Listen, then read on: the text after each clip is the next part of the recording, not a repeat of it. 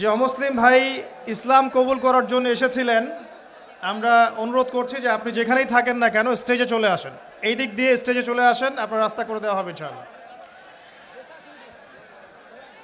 বসে আসেন, আসেন সামনে আসেন।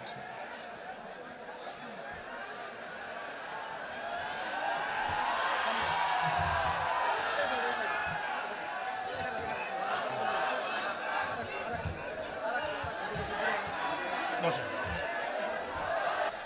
আপনারা বসেন ভাই প্লিজ।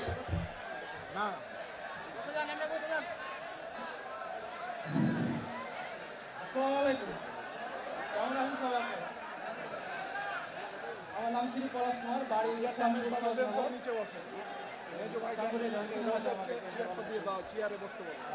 পিতার নাম শ্রী হারুন মিস্ত্রি। আমি আজকে ইসলাম গ্রহণ করতে চাচ্ছি।